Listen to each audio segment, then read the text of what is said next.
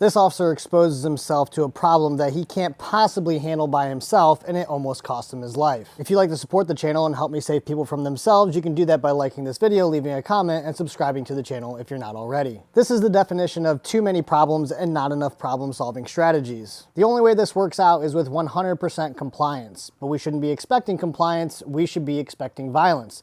If we're expecting violence, you will make better tactical decisions. This is the opposite of staying left of bang or attempting to cycle through the OODA loop process before the suspect. If we can accurately anticipate that bad things will happen, there's just a greater likelihood that we'll still be available to engage the bad guy and less likely that we'll be laying on our back, shot, trying to deal with multiple problems at once and hoping that the suspect doesn't come back to finish us off. The officer's following what he knows is a stolen vehicle, and he hasn't lit it up yet utilizing his lights and sirens because he's probably trying to get additional units to him before he actually initiates that traffic stop. The reason that he's doing this is to get that additional unit there so that if there is a vehicle pursuit, he's not pursuing this vehicle by himself. Going westbound or eastbound on the lot. You might be surprised to learn that this is a strategy that works a lot of the time. In this case, the suspect appears to be doing what we call a heat check, which is turning into a random place to see if the police are still following him.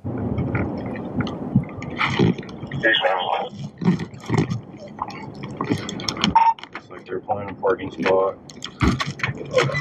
I think the suspect's intent was actually to find an exit, but you can see he's faced here with a chain going across that exit, so instead he decides to pull into a parking space. At least one of the suspects was actually found in the stairwell, so this indicates to me that they didn't intend to actually be here. I've been in this very situation multiple times and I know it sucks, but you as an officer have to prioritize your own life in this situation. What this officer does, and you should not do because I'm sure it violates your own policy and the procedures that you were taught as a police officer during a felony stop, is he abandons his only and best piece of cover in this moment, which is his vehicle. Obviously, he has some suspects jumping out of the car, which is its own problem, but he should primarily be focused on the driver because the driver is operating the stolen vehicle. Right here is where I'd stop an officer in training and I'd ask them, if somebody starts shooting at you from the suspect vehicle in this moment, what are you going to do? And if you're not hit by gunfire based off human behavior and what we know, you're going to scramble to the best piece of cover. And so if you're going to run to that best piece of cover when the shooting starts,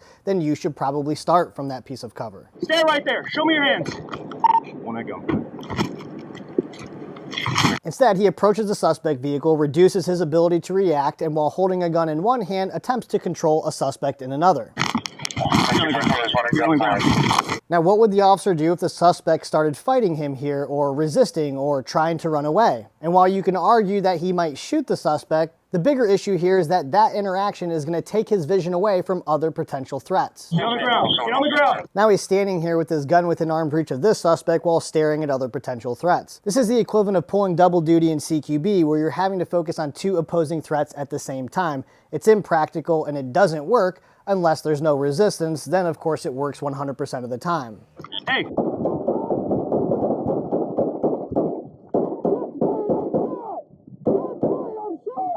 Shoot! Shoot her down! Shoot her down! Hey!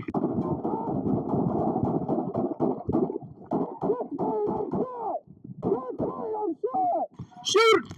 Shoot her down! Shoot her down! Of course, the worst case scenario happens where the suspect is moving around the front of the vehicle and starts engaging the officer, and the suspect is actually utilizing some level of cover where the officer has chosen to utilize none. It's hard to tell where the officer's first round goes, but maybe it went into the side of the vehicle or went over the top, but at least his subsequent rounds went into the driver's window, which then went through the windshield in the vicinity of where the suspect actually was. The suspect the officer is trying to detain sees this as a keen opportunity to try to get away and is ultimately shot and killed by the officer. There was a firearm located near that suspect's body. The closer you are to the threat, the least lucky they have to get. So what should you do if you're ever in this situation? Well, you should be ready to exit your vehicle as soon as it comes to a stop so you can avoid being ambushed in your vehicle. Then you need to work putting as much of your vehicle between you and the suspects. Vehicles are really good at eating rounds front to back or back to front, and your body is not. Working felony stops from the rear of our vehicle allows us to keep everything in front of us. We can give out descriptions of people, the directions in which they're traveling,